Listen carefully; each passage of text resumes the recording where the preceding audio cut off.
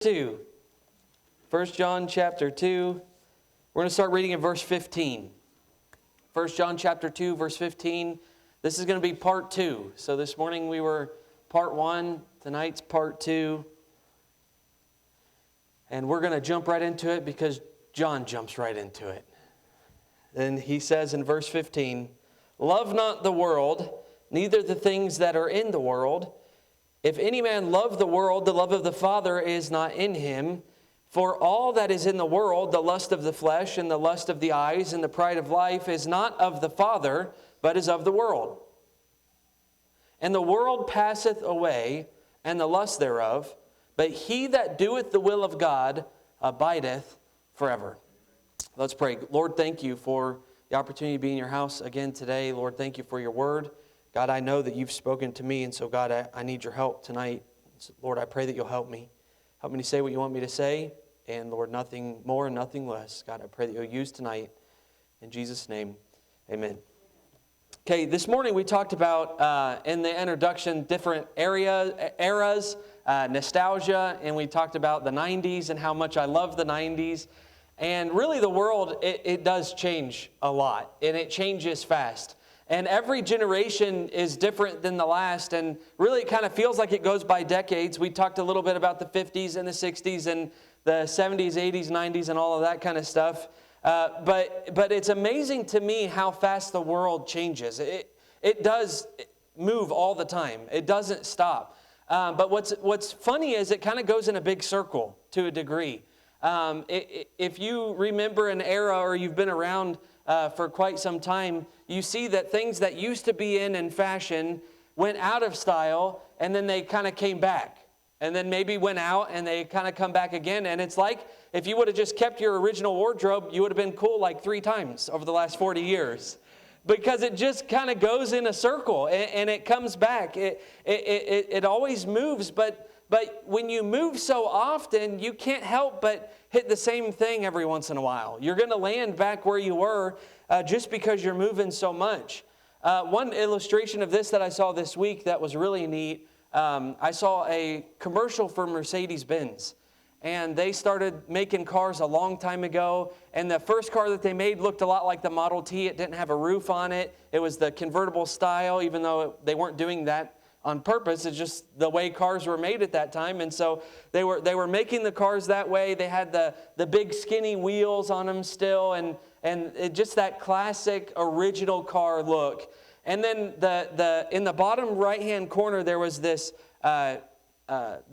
rolling timetable. And so it said like 1930s, 1940, 1945, 46, 47. And it just went through all of this. And what they were doing was showing off their car. And so they had this image of this car that was driving down a road. And as the years were ticking, they showed the different changes that they had made along the way.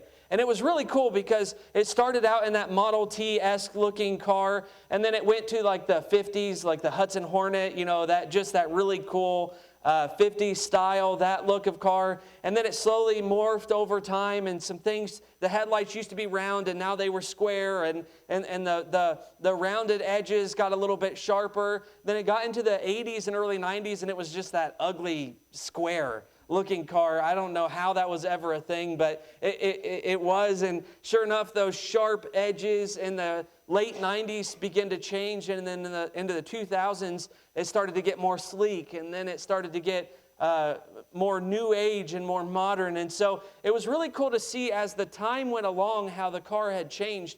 But it was just a perfect example and a perfect illustration of how the world never stops. It never stops moving. There's always changes that are going to be made. There's always something that's going to be different. And like I said earlier, the way you see this most clearly is with fashion. It's the way it is.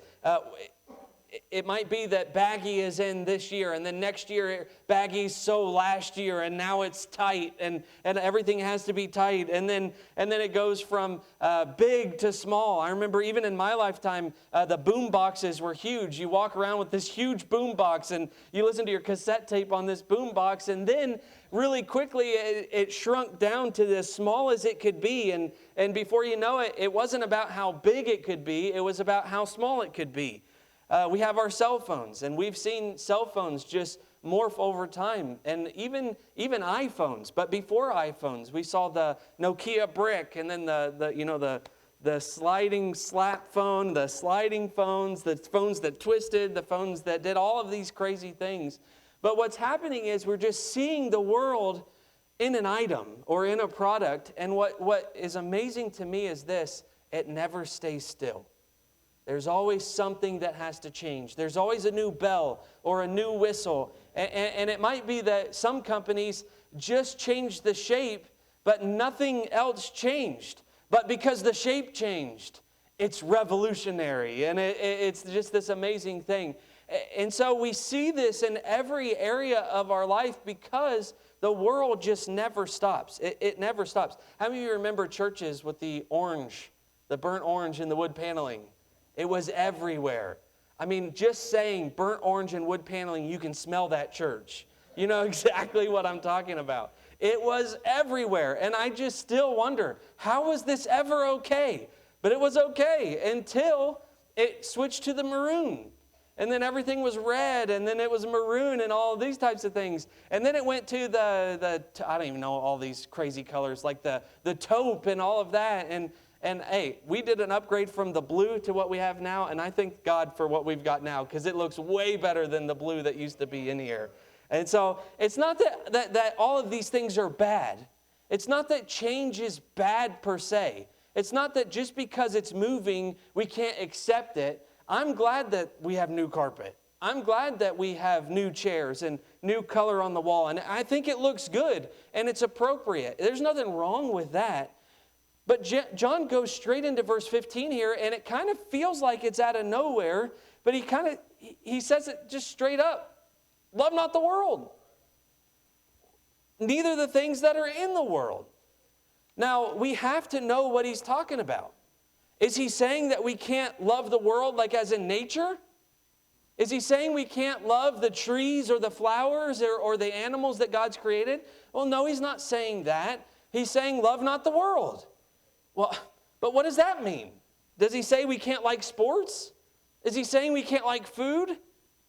I hope he's not saying we can't like food. Is he saying that we can't like entertainment? What is he getting at? When he says love not the world, what's he trying to get across here? Does he say if you go out and it's there, you can have nothing to do with it? I don't believe that's what he's saying. And the more I studied it, the more I realized I really don't think that's what he's saying. Because when he says the word love here, we have to know what he means by love. I love seafood. I love the Ohio State Buckeyes. Right, Brother Richard? Yeah? I love my wife. Right? What's the difference? I'm not going to marry a crab or a lobster. I have no desire to marry a football team. No desire. But I love them. So we have to know what he's saying here. And the word here that he's using, the idea that he's trying to get across is this, that we are not supposed to love the world as in we're not supposed to chase after the world. We're not supposed to be enamored by the world. We're not supposed to be in pursuit of the world. It's kind of like this. It's love in action. Think about dating. When you first started dating and you realized you loved this person, you were pursuing them. For some of us, we were chasing them. Hey, I love you. Slow down. You'll love me someday too, I promise. But think of it that way. It's this idea of this pursuit. I am chasing or I am enamored by her. I love her. And so that kind of love is different than an agape love. And so what he says here, and we have to see it very clearly, love not the world. He's saying chase not the world. Don't pursue the world. Neither the things that are in the world. So don't run after and love those things that the world has to offer or the things that are in the world. and then he goes to his classic move that he's been using all of 1 John. If any man love the world or chases or pursues the world, the love of the Father is not in him. So I look up these words, and he uses two different loves. He uses the chase love, the enamored love, and he uses agape. And when he uses agape, he's talking about the love of the Father. So let me read this again with that meaning in mind.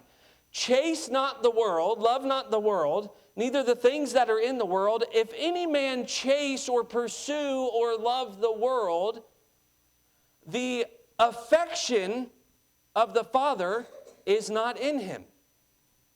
Okay? So it makes sense. For all that is in the world, the lust of the flesh and the lust of the eyes and the pride of life is not of the Father, but is of the world.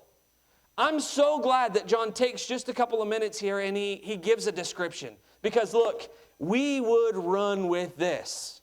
I promise you that. If he said, love not the world, that is so broad. That is so broad. There would be groups of people saying, you're not supposed to love the mountains that God made. They would say that. You're not supposed to love the flowers. Why? Because we're not supposed to love the world. And the flowers are in the world, so we're not supposed to love the world. And how crazy would that be? But we would do it. We would have people who would say, love not the TV. And is that true? Can it get out of hand? Yeah, but is that what he's talking about? No, he's not. Could it be what he's talking about? Yeah, and we'll get there. But is that what he's saying? No. Now, hold on just a second. Before Pastor gets 50 calls tonight saying, oh, you're never going to believe it. You got to get back here quick. You won't believe what he said. Hold on just a second. That's part of it. That's part of it. But that's not what John's saying. John is not saying, don't love the things that are in the world.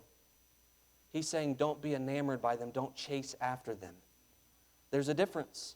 Now, it's subtle. The difference is subtle. But there is a difference. And I think the reason he does that, well, we'll get there in just a second. He said this. He goes on to describe further the lust of the flesh.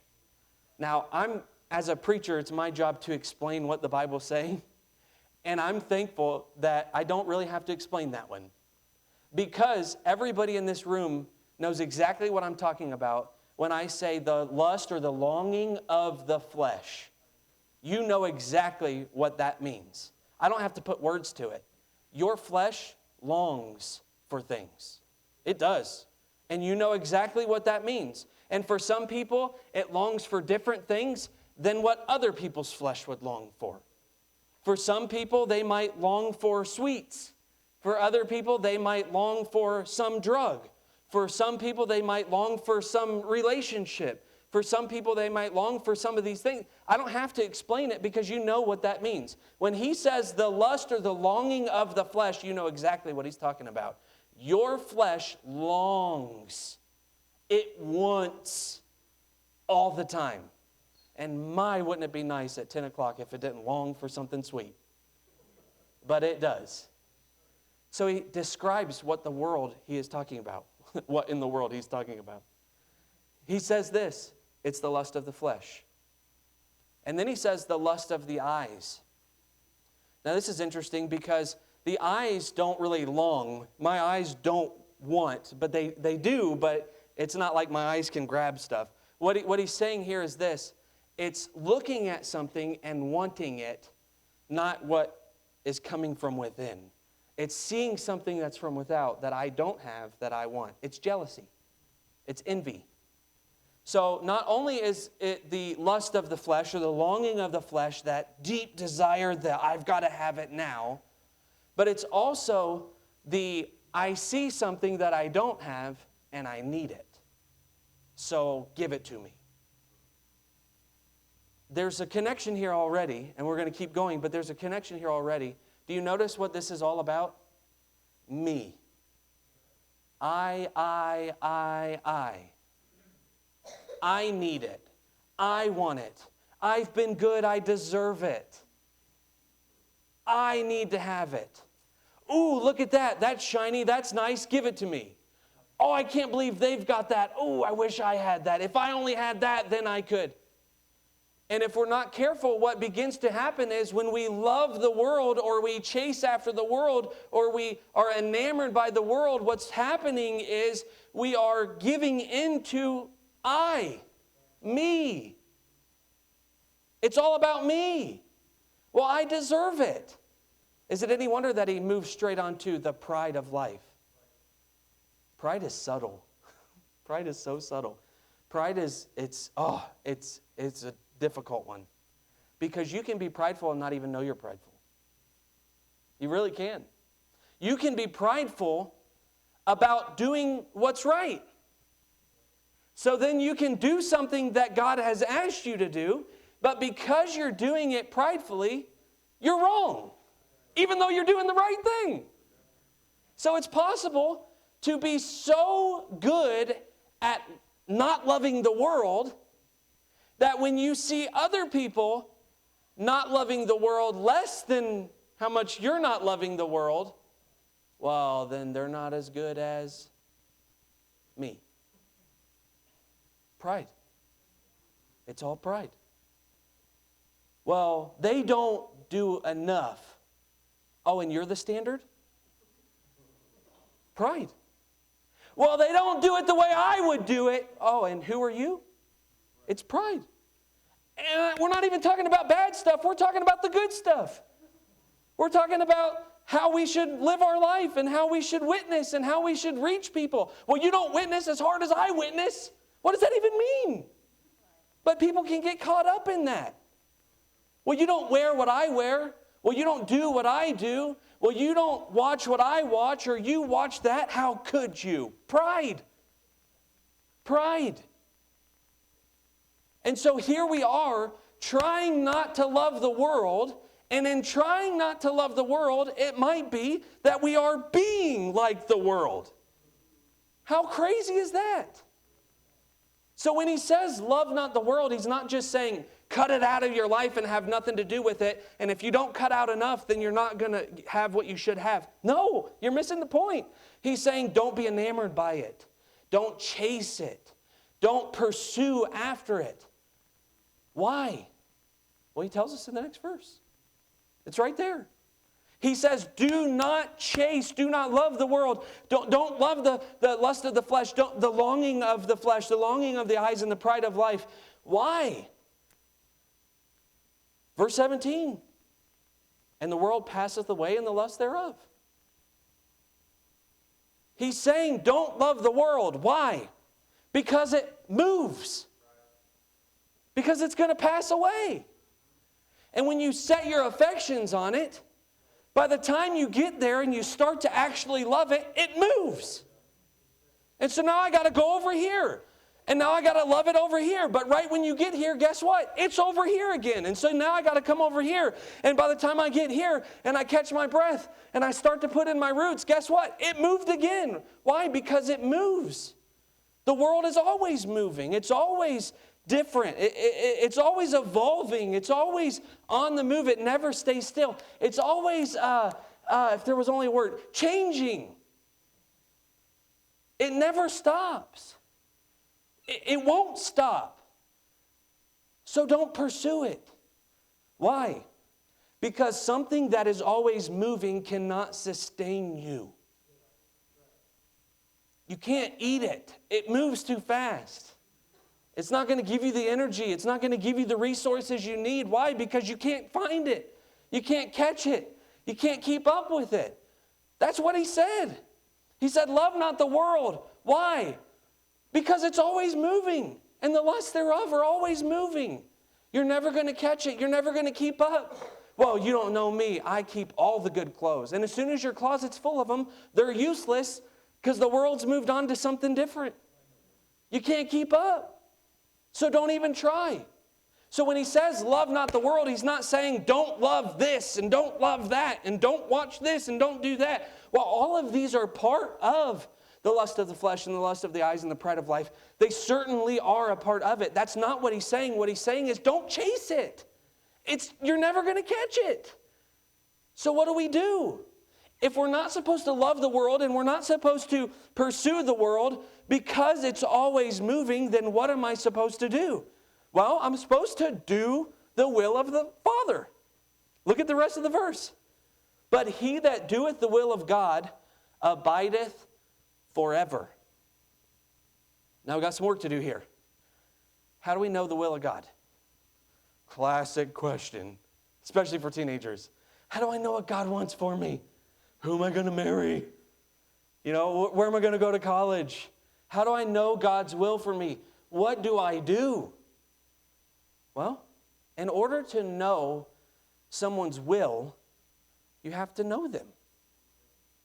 Right? I can't do your will if I don't know who you are. It's pretty elementary. I can't do what you want me to do if I don't know who you are and what you're asking me to do. So how do I do the will of God? Well, it starts by knowing Him. Okay, that makes sense. How do I know Him? Look at verse 3 of chapter 2. And hereby do we know that we know Him, if we keep His commandments. He that saith, I know Him, and keepeth not His commandments, is a liar, and the truth is not in him. Okay, you getting it? Here's what he's saying. Here is how you sustain yourself. By doing the will of God. Not by chasing the world, not by loving the world, not by pursuing the world, or by being enamored by the world, but rather by doing the will of God, by knowing God. How do we know Him? We keep His commandments. Well, which one? There's like a million. The old one, but not the old one, it's actually a new one. But you remember, it's not the new one, it's the same as the old one. Oh yeah, love God and love one another. And when we love God and we love one another, we are obeying His commandments. And when we are obeying His commandments, we know Him. And when we know Him, we can do His will. And it's when we do His will that we then can abide forever. Well, hold on just a second. You said just by the time you get there to start taking a couple bites, it's going to move. Yeah, that's the world, not the immutable God that we talked about this morning, who is the same today as He was yesterday, as He will be tomorrow. He does not change. He will not change. So it is our responsibility to just love Him and love one another. And when we do that, we are doing His will, and we can abide with Him forever. And it's in that moment that we are abiding, that we are being sustained, that our life is sustained, that we can thrive. And the only reason we can thrive is because it's not going everywhere. He hasn't moved. He is staying the same. Well, this world's getting really bad. I can't believe it. In my lifetime, just seeing the change, it is getting bad. I'm afraid for my kids and the world they're going to see. My grandkids. I'm one of them. What are my grandkids going to see? Parker's 10. We got a long way to go. A long way to go before I got grandkids. And by the time they grow up, I don't know what the world's going to look like.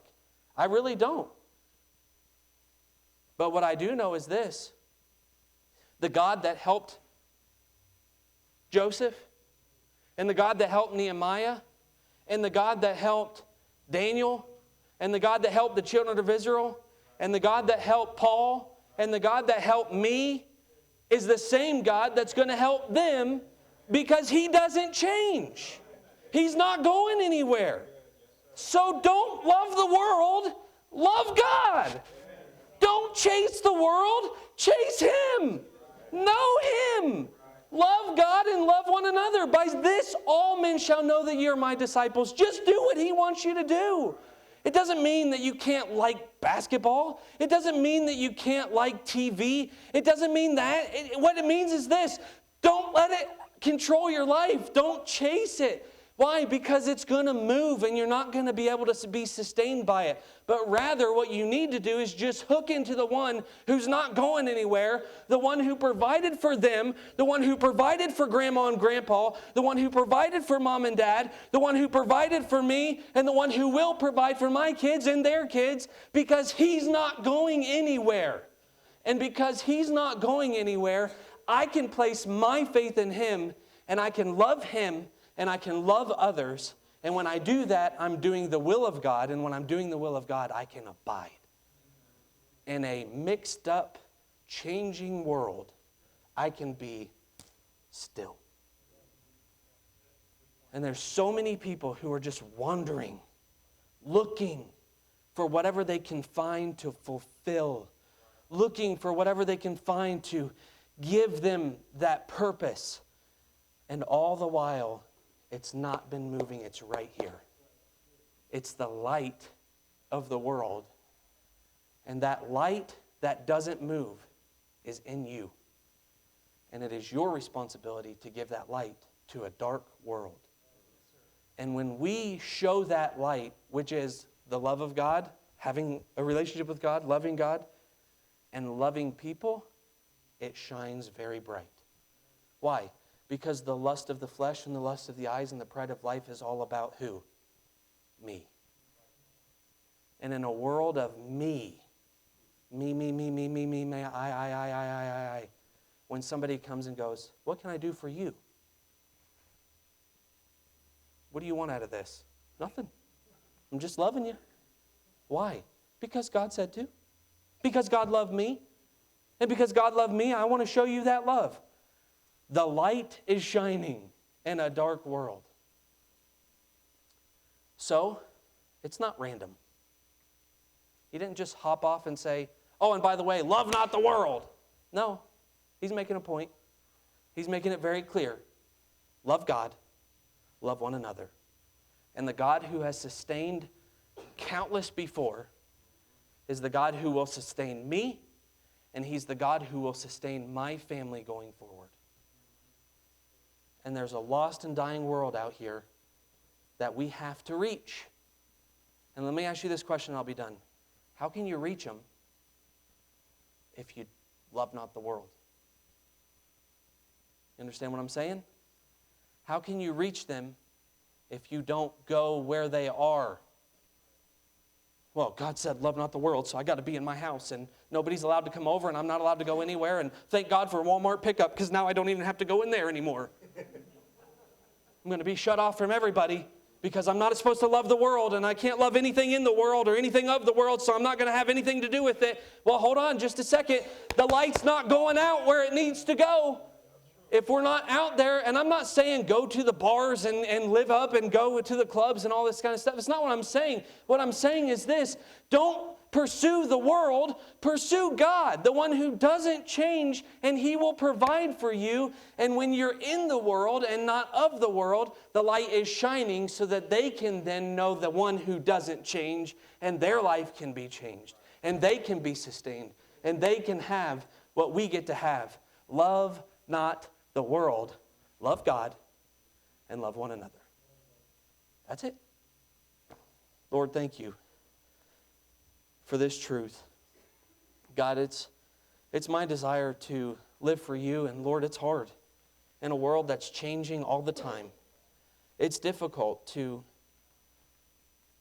know what to be a part of in the world and to what to abstain from. It's difficult to know what to allow in my life and what to keep out of my life. But God, I'm thankful that what we know is this: I just need to pursue you. And God, if I'm pursuing you and being who you want me to be, then you will sustain me. Even when I get dirty by rubbing shoulders with the world. Lord, I'm thankful for that. God, I pray that you'll just help us tonight to be reminded of this truth, that you don't change. And in a world of change, you are consistent, you are faithful, and you are true. Lord, I thank you for this truth, but Lord, as we've been learning on Sunday nights for a long time, it's not just about truth, it's about grace as well. So God, I pray that you'll help us to receive this with grace. Help us to be reminded that you are good. Lord, I thank you for your word. I pray that you'll use it this evening.